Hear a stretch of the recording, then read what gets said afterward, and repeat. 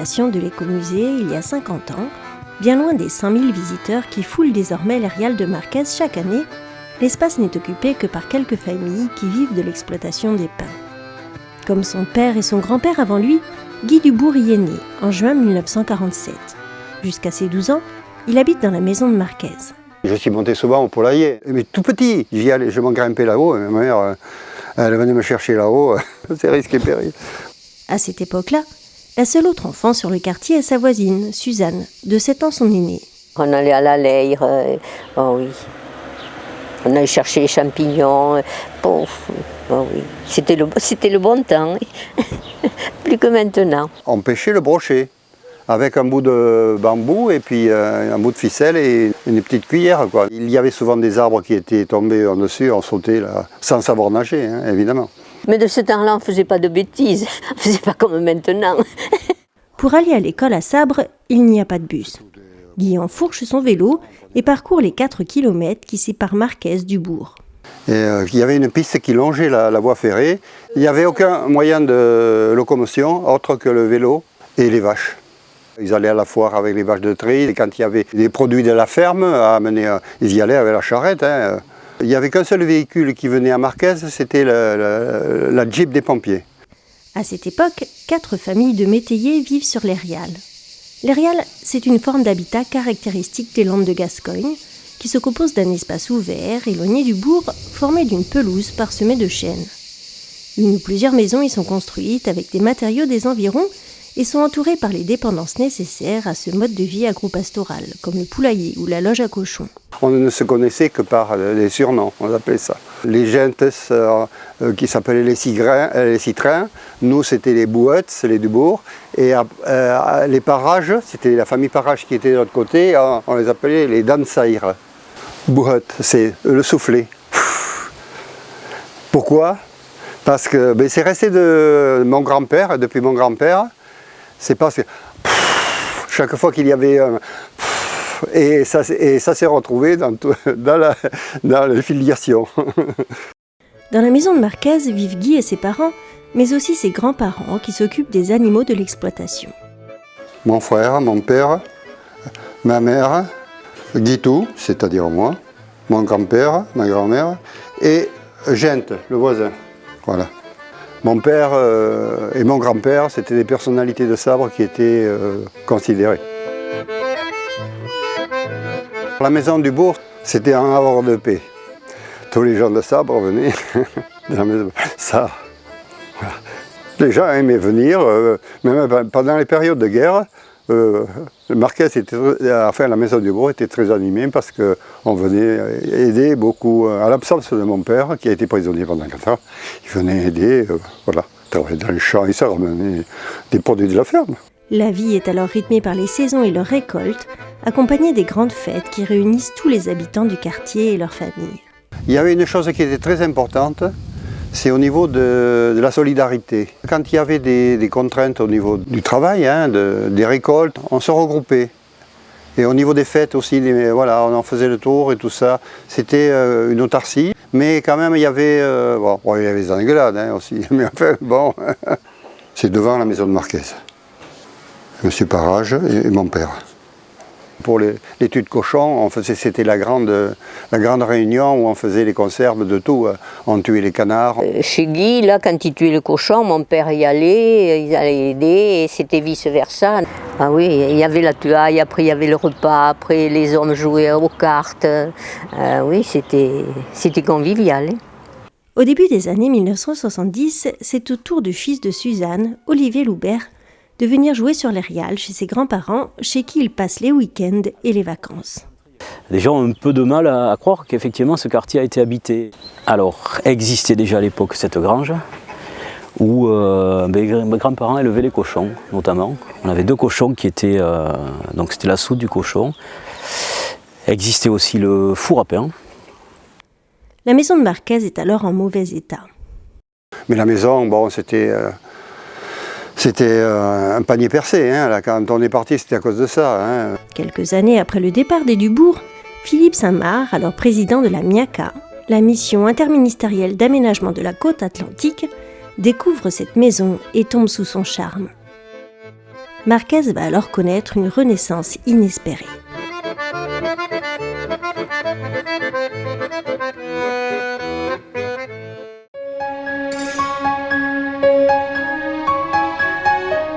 L'homme qui va sauver la maison de Marquez est le premier président de la mission interministérielle pour l'aménagement de la côte atlantique, la MIACA. Promoteur d'un humanisme écologique, il souhaite une nouvelle relation entre l'homme et son environnement qu'il doit sauvegarder, mais aussi embellir. Philippe Saint-Marc voulait faire le contraire de ce qui avait été fait dans le Languedoc-Roussillon, où on s'était mis tout de suite à mettre d'énormes bâtiments à proximité de la plage pour accueillir les gens. Il s'était dit qu'il voulait commencer par l'arrière-pays. Fasciné par cette maison, il y envoie en mars 1968 le directeur du tout nouveau parc naturel régional des Landes de Gascogne. Son idée est alors de déplacer la maison vers Labouheyre pour y créer un écomusée qui serait le projet phare du parc, comme le raconte Jean-Claude Aulagnier dans cet entretien réalisé en 1977.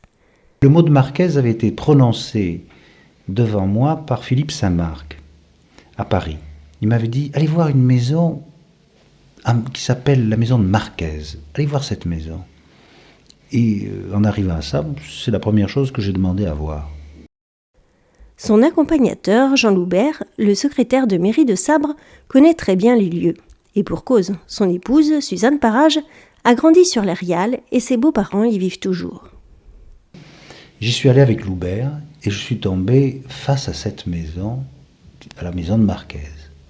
Et je me suis dit tout de suite, je ne sais pas pourquoi, le musée des Landes, il est ici. Mais instantanément, je dis c'est pas la peine de chercher ailleurs, il est là.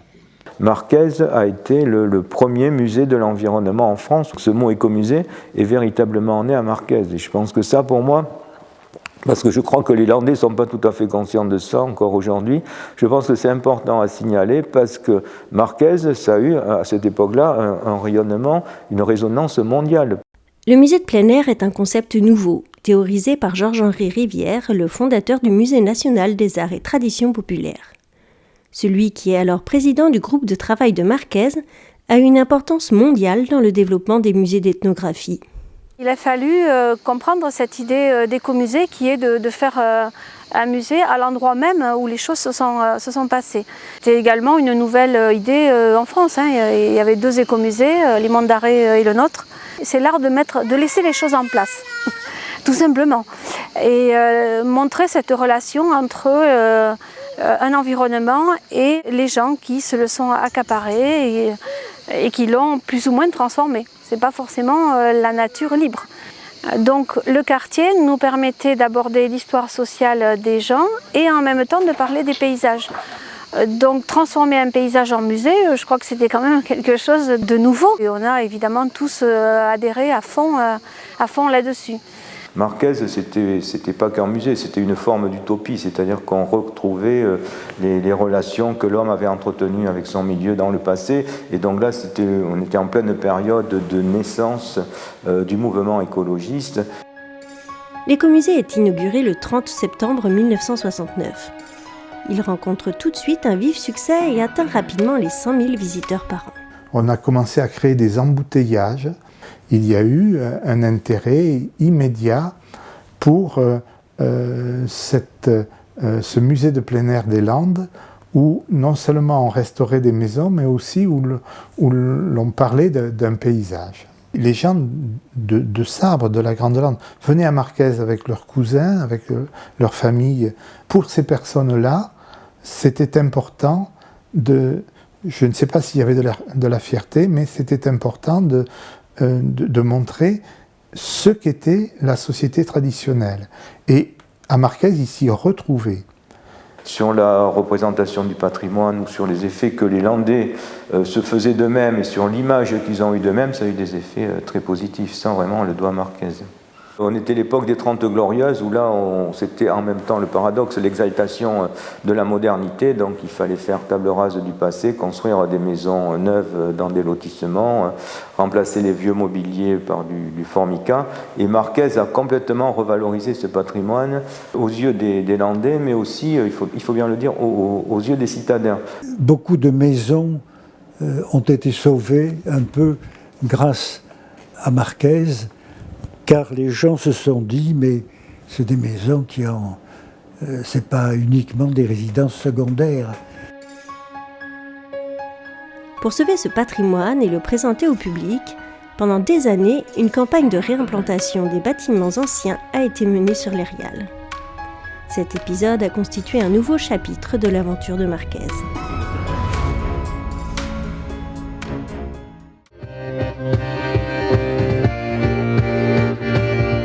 Créer un écomusée à la fin des années 1960, c'est se lancer dans un pari, fait d'hésitation, de découverte et de première fois.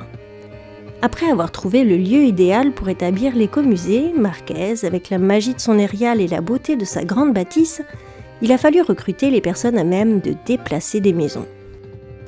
À vrai dire, j'avais la sensation, avec Marquez, que le musée de plein air que nous commencions irait jusqu'au bout. Et ça a été une certitude quand nous sommes tombés sur l'artisan Jeannot Duplay. Maintenant, il y a une route pour arriver au musée. Mais à l'époque, c'était un pare-feu, on appelait. C'était avec des ornières, il fallait voir le travail. Oh, je vais ce qu'on va aboutir. On arrive là où il y a Marquez, on voit maintenant, c'est beau. Mais à l'époque, c'était des ronces, c'était une catastrophe. Je regarde à travers les ronces, je me vois cette maison là derrière. Oh, je vois. Quand j'ai vu ça, j'en suis resté époustouflé. Je me souviens de voir tous ces colombages. Alors je m'en vais vers la façade, qu'on ne voyait plus d'ailleurs non plus, et je regarde. Oh, et puis là, j'ai eu comme un déclic. Je me dis, nom de Dieu, là, j'ai ta chance, en moi-même. Le travail de la restauration de la maison de Marquez commence alors, avant l'autre grand chantier, récupérer des maisons typiques de la Haute-Lande pour les installer sur l'écomusée, comme l'explique Georges-Henri Rivière dans cet entretien réalisé en 1977. Ce théoricien du concept d'écomusée est alors le président du groupe de travail sur Marquez. Mais on va reconstituer autour de chaque maison toutes les dépendances qu'elle doit avoir, aussi bien dépendances de fonctionnement, enfin, comme le four à pain, que dépendances d'exploitation. Au lieu d'acheter tout au coup à coup, on s'est dit on va faire un plan. Il faut avoir 130 hectares, il faut y arriver, et puis il faut tel ou tel type de maison, en prenant les plans comme base. Là où les maisons sont, tant mieux, on les utilise. Là où il n'y en a pas, on en trouve d'analogues, d'un milieu analogue que l'on transporte dans un milieu qui est leur propre, n'est-ce pas, un milieu qui est maintenant un milieu secondaire, mais qui est quand même leur milieu historique reconstitué. Notre idée, c'était de reconstituer cet ensemble-là comme témoignage d'un certain mode de vie, d'un certain temps aussi. On est figé, c'est vrai, sur la fin 19e. Pour réaliser toutes les transplantations, un étudiant architecte, Georges Cordier, est envoyé pendant plusieurs semaines en Hollande pour étudier les techniques de transfert de bâtiments. La première étape consiste à faire des plans. Alors ça, c'est l'arrière de la maison, et toujours pareil, avec le repérage de mes bois, partout. Ces relevés devaient être un peu de la même nature que ceux que pratiquent les archéologues, c'est-à-dire une précision absolue, puisque l'idée, c'était, si jamais ces maisons devaient être démontées et reconstruites, ou même restaurées, c'était de les restaurer avec leurs qualités et leurs défauts, c'est-à-dire leur déformation dans les façades, dans les plans, tout en conservant bien entendu la solidité nécessaire à une bonne structure, bien entendu. Au total, les 2/3 des bâtiments présents à Marquez ont été transférés. Mais le tout premier à avoir été réalisé, celui de la maison du mineur, est l'un de ceux qui a le plus marqué les esprits. J'ai pensé que la maison Le Mineur, par exemple, que François Monniot m'avait montré un soir dans les lumières des phares de la 4L de fonction, il me dit, bon, mais tu vois, on va la démonter, on va la remonter. Alors, j'ai expliqué que cette maison, c'était notre Parthénon. Le Parthénon, c'est un bâtiment tout à fait important sur le plan architectural. C'est un des fleurons de l'architecture classique. Eh bien, la maison Le Mineur, c'est le Parthénon de la Grande Lande. Ça, c'est ce que j'ai découvert, moi, au démontage. Personne ne savait que ça y était. C'est le nom et la date, 1772, la maison. C'est quand même la plus vieille maison qu'on puisse avoir, d'autant plus qu'elle était complètement délabrée, à la veille de se détruire, et qu'il a fallu, il y avait je ne sais quelle forge qu'on avait installée là-dedans, et que la forge était elle-même abandonnée, et que tout ça vraiment était une sorte de branle-bas de poteaux qui était prêt à s'effondrer, alors que c'était un chef-d'œuvre, n'est-ce pas? Mais grâce à ce hasard incroyable qui m'est arrivé, un jour que j'étais ici sur les Riales et que j'ai vu un vieux monsieur dans un coin qui regardait la maison, je dis, tiens, vous connaissez ça? Et comment? Mais moi, je l'ai habité, cette maison. Et que, comme ça, on est retombé sur le mobilier, qu'on a pu récupérer une partie des meubles de la maison. Cheminer à Marquez, c'est voyager dans l'histoire. Et pour faire ce bond dans le passé, le voyage en train est un excellent moyen.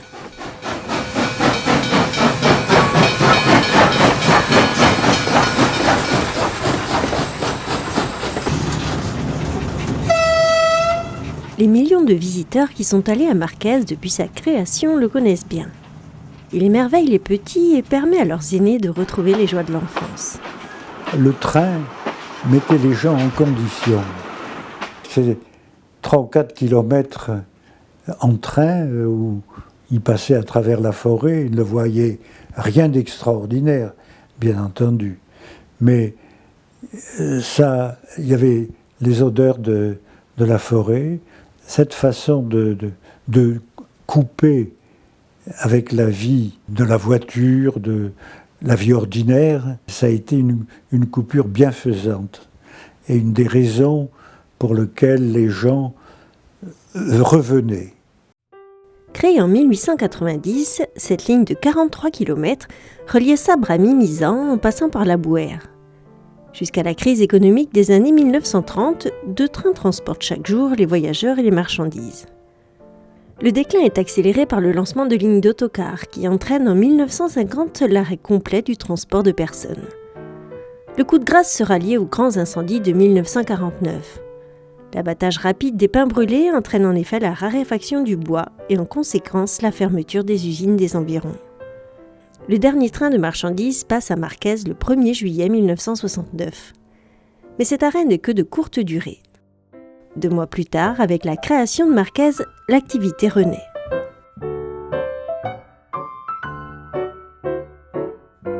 Dès le début, c'était une association de bénévoles, l'association bordelaise des Amis des chemins de fer réels et modèles, qui a remis en circulation ce train, et dès le début, ça a été le seul moyen d'accès. Ce sont des passionnés qui venaient en mobilette depuis Pau ou qui venaient depuis Bordeaux en voiture pour faire fonctionner le train le dimanche. Oui. Ces passionnés ont sauvé in extremis des voitures du train de Palavas-les-Flots datant du début du XXe siècle qui partaient à la destruction. 2 locomotives de 1903 et 1932 sont également en service, ainsi qu'un des premiers autorails, construit en 1935 par de Dion-Bouton. On a récupéré même une locomotive qui a été amenée au débarquement en 1944, qui appartenait à l'armée américaine. Bruno Liénard, bénévole de l'association, conduit alors les locomotives tous les week-ends avant d'être embauché en 1976. Une carrière sur les rails, c'est une montagne d'anecdotes à raconter qui sont parfois salissantes. La ligne, elle avait plus de trafic que certaines lignes SNCF. Il y a des pannes idiotes, embêtantes. Il y a eu des fois où je me demandais, en me couchant le soir, comment j'allais faire tourner les trains le lendemain. Il y a eu des réparations à faire dans les chaudières. C'était souvent le lundi matin, j'avais des réparations à faire. Vous voyez, quand on arrive avec un bleu propre, à 10h du matin, le lundi, on est noir de la tête aux pieds. Même le slip était noir parce que c'est fin la poudre, la suie de charbon. Le trajet est court et pourtant aucun voyage ne se ressemble. On connaît la ligne par cœur, mais il y a toujours quelque chose. Moi, j'aimais bien regarder les nuages. On essaye de détecter le chevreuil qui va passer. J'ai vu une tortue un jour traverser la voie. L'anecdote que je raconte pas souvent, hein, c'est que j'ai failli laisser partir le train tout seul. J'étais en train de désherber. Les rampes d'arrosage sous le wagon, il y en a une qui s'est bouchée.